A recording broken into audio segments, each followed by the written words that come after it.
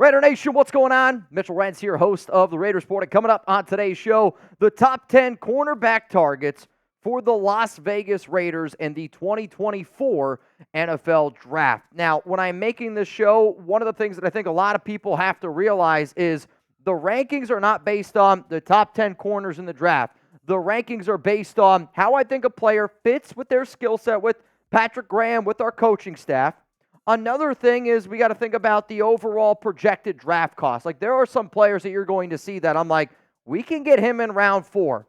And because we can get that player in round 4, because we can get that player in round 3, that's a better value to me based on need and other players available than some other corners that you might have to take in round 2. Other corners that you might have to take in round 1. So that is how these rankings are going. And at the end of the day, if AP and Telesco want to check out this video and they want to put a few of these guys on their big board, I would be honored, and I also think it would be a very smart thing for them to do. If you want more videos like this, hit that subscribe button because I am going to make a video like this around every single position leading up to the 2024 NFL Draft. What's crazy is we're like 3 weeks away, man. 3 weeks away from the NFL Draft, April 25th. Chugs and I, we're going to be live here on this show. We're going to get the picks before you see them on TV. And if you want to check out some of the other videos that I've made on positions as well, I did drop a top 10 linebackers video. And I know linebacker is an important position for Telesco. Since Telesco has been a general manager from 2013 to 2023, the position that he has targeted the most in the draft, linebacker. Important with Antonio Pierce, and now with the cornerback video that I'm dropping now, we know that Antonio Pierce said that finding a true cornerback one is a priority for the Silver and Black. So let's get into this one right now. Coming in here at number 10 of corners that I want the Raiders to target in the draft, I'm going to go with Nehemiah Pritchett, corner from Auburn. And anybody that has watched a lot of my mock drafts, this continues to be a dude that I target and that I get late in the rounds because of the value there. He has size and athleticism to handle multiple coverage techniques, which is something that I say time and time again. It's the word where I feel like every time I say versatility, y'all should take a drink to it. But good pressure corner that likes to get in the face of the receiver early on routes. Like, he's going to be somebody that he's going to bring that fire and tenacity. And one of the things that I look at is they need to be able to find a replacement for Amik Robertson, right? If I told you that Nehemiah Pritchett could be that replacement for Amik Robertson that's going to bring that fire, going to bring that spark, and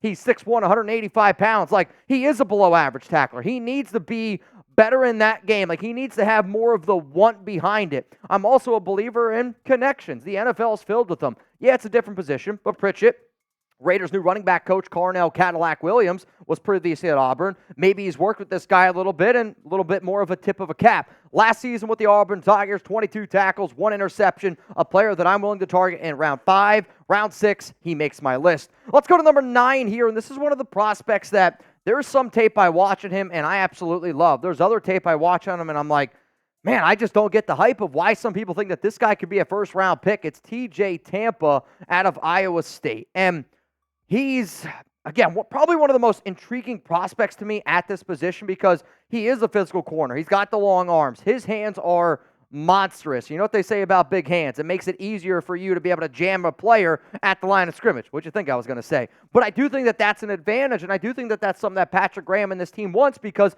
they want to be physical. They want to be a team that's up in your face. They want to be a team that knows at the end of that 60 minutes of them playing, you knew that you went up against the Las Vegas Raiders. Like, your body is feeling it. Like, I do think he's got decent closing bursts. He does not quite have the true top-end speed, and his hips aren't quite moving the way that I want, and I do think he could end up getting burned a lot more often in the NFL than he did in college. He is an outside cornerback only. He really struggles with quick type of receivers. Like, if it was in camp and you put TJ Tampa up on Jacoby Myers, I actually think he'd do a pretty decent job against him.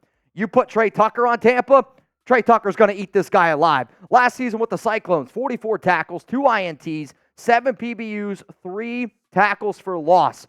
I do think, and the reason why I have him at 9 is because he's not going to fall outside of round 2 to me. Like, this is a dude that's going to go in either the first or second round of the 2024 NFL Draft, and because of that, I am not as high on him compared to some other people out there, compared to some other players that I believe that you could potentially get in this year's class. Could he turn out to be a hell of a corner? Yes, he absolutely could turn out to be a hell of a corner. He's got good work ethic. He's tough.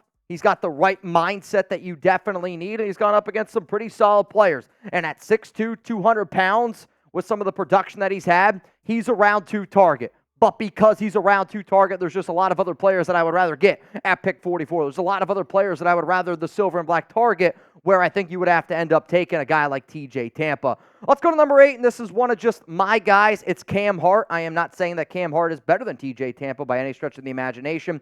I'm saying I like the value of Hart a lot more than I like the value of Tampa, which is why he comes in here at number 8. It's no secret that Telesco, loves Notre Dame players. And he's got that rare blend of elite size plus athleticism. He's one of Feldman's freaks. And to make that list, you just got to be an athletic specimen. The tape, and this is why maybe I'm a little bit of a sucker for Cam, is because he's got some good tape and he's got some bad tape. But his good tape might be some of the best tape I've watched out of any corner in this year's class when he went up against Marvin Harrison Jr., and Jr. had 3 catches, 32 yards, and no touchdowns. There was only 2 games at Ohio State this past year where Marvin Harrison failed to find the end zone. One of those games was matched up against Cam Hart in a game that Ohio State won 17-14. He is a boom and bust prospect. Like, I'm telling you, he's either going to be a really good corner in the NFL or he's going to be out of the league, I think, in like 4 or 5 years. I am a believer in Antonio Pierce. I am a believer in Patrick Graham. I am a believer in our Raiders defensive coaching staff. And because of that, I am willing to take a swing on a miss on a guy like Cam Hart, because this coaching staff has shown me that when they swing, they do end up hitting a lot. I will admit, his tape is super frustrating because there's opportunities for him to make a lot more plays on the ball, and he just simply can't do it. Like, you want to talk about it, like, guys that have ball skills, Cam Hart don't have ball skills. Like, he does not know how to catch a football to save his life, and that shows up on tape to me, which, yes, it does scare me. And I don't know if that's going to be something that he's realistically ever going to be able to learn, and I know it's something that I want in a corner because the Raiders have struggled forcing turnovers. However, though, because of his physicality, because of his size, because of the upside athletic ability in this coaching staff, I am willing to target Cam Hart in round 4 at pick 112. I don't really want to take him in round 3. I've done it before in a mock. Don't like how the mock ended up going. To me, it's a round 4 target for the silver and black, and if you can get him in round 5, hey, even better. So my question to the nation out there is, which round should the Raiders target a cornerback in the draft? If I told you at the end of the 2024 draft, Telesco and AP, they took 1 corner, would you want it in round 1, round 2, round 3? Let me know. This is going to be the pinned comment on today's show. I want you to scroll on down and give me your answer of which round should the Raiders target a corner. This one's a little bit tricky because if the Raiders go into the draft and they don't end up looking at an Xavier Howard and a Dory Jackson, they don't go out and sign a cornerback 1, I know this team is interested in that. AP said it. They also worked out Trey White before he ended up signing elsewhere. If they go into the draft and they don't have one, I'm going to sit up here and I'm going to say, like, you better get a corner in one of the first 3 rounds. The corners in round 3, I'm not crazy about. There is one guy who I'm about to talk about here, though I'd like for him to be able to go a little bit deeper. But round 2 is where I love the value, and then there's obviously my 2 favorite corners in this class, which we'll talk about here in just a second. Let's go to number 7 on my list, and this is one of those guys that I'm kind of kicking myself in the ass for not paying a little bit more attention to him. Max Melton out of Rutgers. This was a guy that's kind of been going under the radar for me personally, and over the past week since I've started doing these type of shows and I've been watching a lot of tape, I've been looking at some of my notes, talking to some of the people that I trust in the industry, Max Melton to me might be one of my new, my guys. He is a versatile inside-outside corner who just got better every single year with the Scarlet Knights. Highly instinctive, which I'll always give credit to Rutgers players, and maybe this goes back to my time on the East Coast. One of my good buddies, he got recruited by Rutgers and got to know Greg Schiano really, really well. And, teams looked at Schiano players because of how well they were coached and how well a lot of times that translated to the NFL. One of the things Bill Belichick used to always say is, they looked for Rutgers players. I know y'all don't like New England. I know you don't like Bill, but, Bill did know defense. That's not really, you can't really debate that. He does have good ball skills. When he has the opportunity to force a turnover, he takes advantage of it. I will admit, he is better in zone coverage, which I think the Raiders are going to run a little bit more press man, but he is okay in man. He's at his best when, and this is probably due to his instincts, if you will, where he can sit back in his zone, he reads the quarterback's eyes, and then he jumps around and makes a play on it. He's also doing this in the Big Ten. Maybe that won't be as translatable at the next level because quarterbacks are better. Arm strength, accuracy, their eyes, all of that stuff involves. But also, like, Rutgers not spitting out a ton of NFL talent. And this is probably the best guy on that entire roster from last season. And he was challenged at times and always kind of just showed up. And he's got that mentality, dude. I'm telling you right now, he's got that Raider type of mentality that y'all are going to look for. A little bit of an undersized corner maybe compared to some of the other guys that I just talked about. But at 6 foot, 190 pounds, that athletic ability on top of the instincts, I'm a sucker for good instincts, and Max Melton shows that he gets better and better and better, has good instincts. It just might not be the best fit because he's more of a zone corner instead of a man. I got 6 more names coming up here on the show, but today's show is sponsored by Game Time. Last-minute tickets, say it with me, lowest price guaranteed. And if anybody hasn't already, I want you to download the Game Time app. $20 off with code CHATSPORTS for $20 off your first purchase. Some of the things that I love about Game Time are their flash deals, some of their zone deals. I'm a sucker for last-minute tickets because my life's kind of busy right now. Also, on top of that, I do think it's easy to find and buy tickets for every kind of event in your area. I don't care if you live in Dallas, Las Vegas, Seattle, Denver, New York. If you're looking for comedy, if you're looking for a concert, a sporting event, whether it's hockey, baseball, heck, if you're out in Sacramento, you might be able to watch the A's this upcoming year. But, like, you can get those tickets at the lowest price guaranteed. So if you're listening right now and you're like, all right, Mitch, how can I get last-minute tickets at the lowest price guaranteed? I'm glad you asked. All you got to do is download the Game Time app today. Use code CHATSPORTS, which is CHATSPORTS, for $20 off. If there's anybody else like me that's just trying to save up for other things in their life, because there's wants, there's needs. I know that these are more of wants out there. And if you got a need of, hey, I got to save up for a house, I got to save up for a wedding, and you want to be able to find popular events in your area, events for under $50, Game Time is the app for you. I promise y'all, you're gonna love this app a lot. You're gonna use it all the time. Chat Sports, $20 off. Links down in the comments and in the description of today's show. Let's go to number 6 here on my list. It's Cooper DeJean from Iowa. And I really wish he did not get hurt because I know that he's a Feldman freak. And if you guys don't know who Bruce Feldman is, I do think he's one of the best in the biz. And yeah, Cooper DeJean looks like somebody that's probably going to sell you insurance from State Farm. But I'm telling you right now, this guy could outrun you in khakis. Like, he's got starting experience as a corner. He's got starting experience as a strong safety. And I do think legitimately he is one of the best athletes in the NFL draft, regardless of position. He is instinctive zone defender with legit ball skills like a wide receiver, because there's guys that can catch. There's guys that can catch like a corner, right? Like, there's dudes that catch like a corner. Like Marcus Peters caught like a corner. He dropped so many pick sixes out there. But then there's other guys that can catch like a receiver. Cooper DeJean catches the football like a receiver. And when the ball comes near him, he takes advantage of those plays. In 10 games last season for the Buckeyes, look at the numbers up here on screen. But because of that versatility, I do think that he would be an intriguing fit. The reason why he's ranked a little bit lower on my list compared to some other people's lists out there is based on the zone fit. I will admit that there is a very intriguing idea that has been floated around the Raiders of, are they going to be looking for a corner safety hybrid? And if DeJean is on the board at 44, I don't think it's going to happen, but hey, everybody can dream here. I do think it's a name to keep in mind. The reason why he's also ranked number 6 on my list is because I think he goes in round 1. And I've talked to a lot of people here at Chat Sports about where they think he's going to go, and I think he goes in round 1. It's not somebody that I'm willing to take at 13. Like, there's other corners that I would just rather have at 13.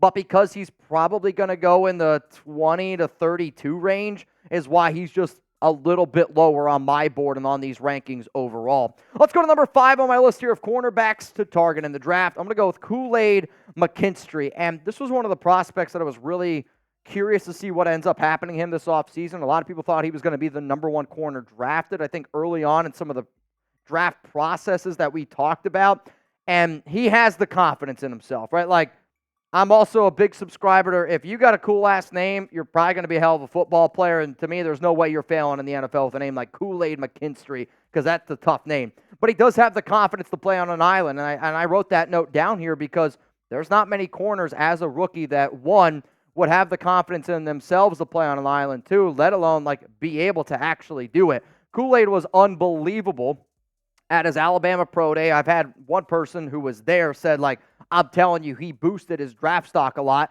He's not like top-end speed fast, and you can see it on tape. His acceleration might be some of the best in this year's class at corner, and you really see it. Like, I want you to watch his acceleration when he returns punts, because there's not many guys that can legitimately go 0 to 60 in 2 steps, and that's what Kool-Aid can do. Like, he's going to get beat in the NFL, but, like, if you need somebody to just cover short, intermediate routes that can kind of play that inside-outside role for you, he's a very, very fun player to watch. Like, I would love to see what he looks like up against some of these quicker, twitchy receivers. Like, you put Kool-Aid up against Trey Tucker, he's cooking. Like, Kool-Aid's going to eat Trey Tucker up for breakfast, lunch, and dinner.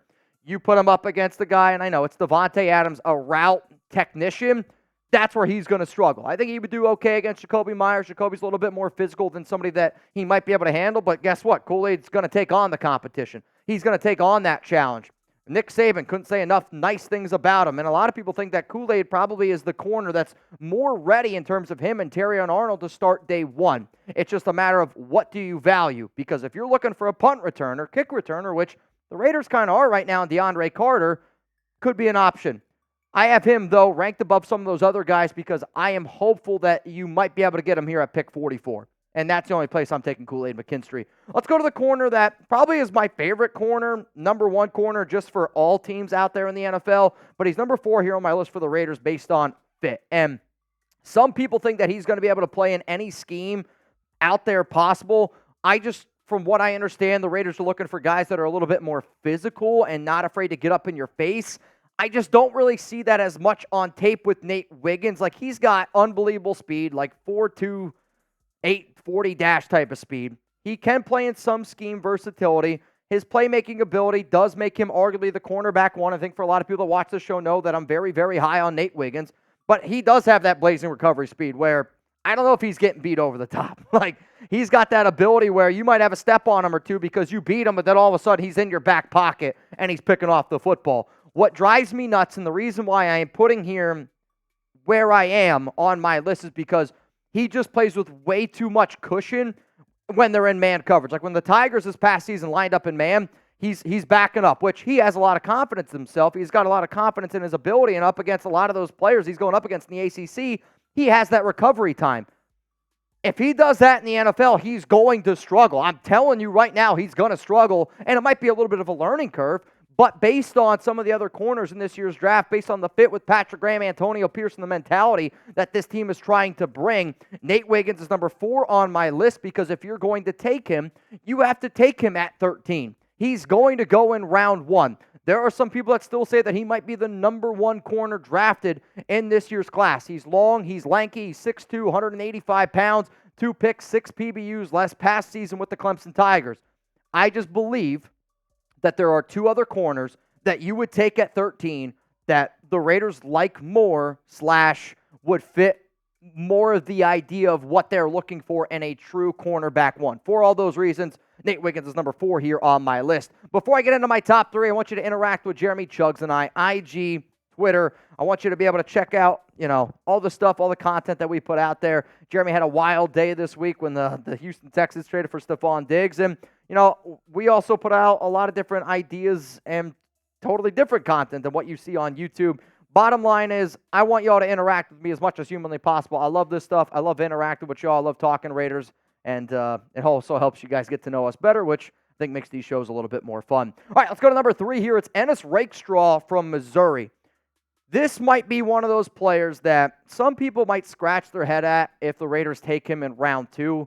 He's not really somebody that I think goes in round 1. He might with certain teams, especially if you're looking for a physical guy, because if you want a competitor, and I mean a competitor like that fiery nature, and I'm just going to throw out this name because it's a name that I think Raider fans know. Imagine if Jonathan Abram was good. Imagine if Jonathan Abram was a legit shutdown corner in the NFL, because that's kind of what I think of with Rakestraw, where he's physical, he's mean, he's nasty, and he's got tons and tons of confidence, tons of swagger, and this is a dude where, Jack Jones, he's got that swagger. If Rakestraw can put it together with our coaching staff and Antonio Pierce, this guy is going to be one hell of a player. He is a press man corner. He is somebody that wants to get up in your face, and he wants you to know that he's there. He's not afraid to go mano-a-mano with you. He might not have the best ball skills. He's a good tackler. Now, might struggle at times against some of these speedy receivers that are in the NFL because that's just like not his cup of tea, if you will. Like if you put Rakestraw up against Jacoby Myers, I'm going to have a lot of faith in Rakestraw to get that job done. If you, I'm not even going to say Devontae because not many people are going to go up against Devontae and win, but because of the receivers that we have, I'll keep saying, like you put him up against Trey Tucker and he might struggle against a guy like Trey Tucker. If you want a solid corner that you know can keep somebody in front of him and like 15 yards in front of you, like he's going to have success, he is. He's going to need safety help over the top. But again, we got Merrick, we got Marcus Epps to be able to help him do that. For a year one corner can be good.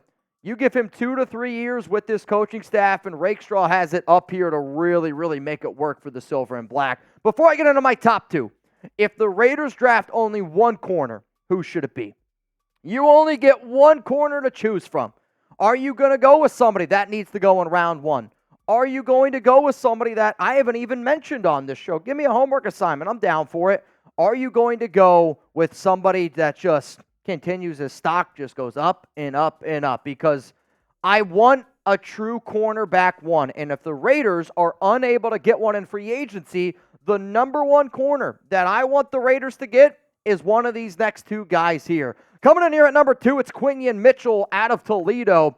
And I don't care where he played college football. You could put Quinyon Mitchell on any college football team, and he might be the best corner on that team. There's not too often you see a player that's built like a running back, tackles like a strong safety, but also has the ball skills and coverage ability like a corner. I mean, he's a unicorn to me at this position. If you want another sports reference, like he's the John Morant of college football. John Morant, you watched him in college, you're like, this guy is different. I don't care where he played. I don't care that he played at a smaller school. Quinyon Mitchell, and I had a source, we had some guys at the Senior Bowl, they told me like he was the best player at the Senior Bowl, and it wasn't close. Like when you're dominating on every single level, combine, Senior Day, or not Senior Day, Senior Bowl, and you're doing it on the field against Toledo, like his outstanding burst, his recovery time, it's unbelievable, man. Like watching him play at times at Toledo, like reminded me of when you watch somebody really, really good in high school and then they go translate to college football. Like Mitchell should not have been at Toledo, and he was toying with people. And you know, you look at a lot of these numbers here, and what's funny is his 2023 season was a lot better than it was in 2022. I know the 5 interceptions were there, but like people actually threw the ball near him in 2022 compared to the opportunities that he had in 23. Like 62 attempts against him, only 27 completed passes, no touchdowns. I mean, the numbers speak for themselves. Quinyon Mitchell is a flipping dog, and if he just continues to get better coaching staff around him, like he has the upside to me to be like a Sauce Gardner, to be a legit corner in this league. And what's funny to me is I took Quinyon Mitchell in the 3rd round of my very first mock draft I ever did. I really, really hyped him up, and you know, some people hit me with, oh, he played at Toledo. I don't care where he played football. If you watch this guy's tape and you don't love him, then to me, you just hate anybody with the name Mitchell. Coming in here at number 1, it's Terrion Arnold. And if you want to tell me who is the perfect fit at corner for the Las Vegas Raiders, it's this guy out of Alabama. Antonio Pierce loves him. Terrion Arnold is already, from what I told, have a very good relationship with the Raiders based on the combine, based on pro days, based on all of that stuff in between. He is a twitchy man cover corner with outstanding athletic ability. He can play strong safety. He has that scheme versatility. And because of that competitive nature, because of that chip on the shoulder, because of that swagger, I literally think that he is the perfect corner to fit with Patrick Graham, with Antonio Pierce, and what this team is trying to accomplish this upcoming season. If you add Terrion Arnold at pick 13, okay? Legitimately, like if you add Arnold to 13, and then it's Jack Jones, Nate Hobbs, Trevon Merrick, Marcus Epps, let's just say it's Robert Spillane, Divine Diablo, and then Max Crosby, Malcolm Kuntz, Christian Wilkins, Adam Butler, Tyree Wilson. I'll say it, it's the best defense in the National Football League. And if you think that you can have the best defense in the league, if you're a believer that defense does win championships, like Arnold might be the pick that you want to go out and get. Was he targeted a lot this past season at BAMA? Yes, he absolutely was. And he was the outside corner next to Kool-Aid McKinstry. And there's some people that think that Kool-Aid's the better corner right now. He might be the better corner right now. But to me, the only cornerback in this year's class that if you told me 3 years from now the best corner in the NFL came out of the 2024 NFL draft, who is it? My answer would be Terrion Arnold if he's drafted by the Las Vegas Raiders. And that's my answer. I literally think that his upside is that high based on the coaching staff, the mindset, the scheme fit, everything else around him. He is Marshawn Lattimore to me. That's what Arnold's going to be. And if you can get Marshawn Lattimore, sign me up for that. So let's look at here one more time my top 10 corners in the NFL draft that the Raiders should target. And some of these dudes, I'm not saying that Cam Hart and Max Melton are better than TJ Tampa. I'm simply just saying I like the value better. And then in my top 5, these dudes are all going in the top 50 picks of this year's draft. But because Terrion and Quinyon really give you that ability to potentially have the best defense in the league, I'm going to bet into that. My favorite corner in the second round is Ennis Rakestraw out of Missouri. A lot of different fits, a lot of different schemes. If you could, take a screenshot of all those. Post them on IG, post them on Twitter. Don't be afraid, tag Chugs and I. If you made it this far in the video, that definitely means that you like awesome draft content. For more updates around the silver and black and for more videos like this, make sure you're subscribed. Make sure those notifications are turned on because we're going to bring it every day.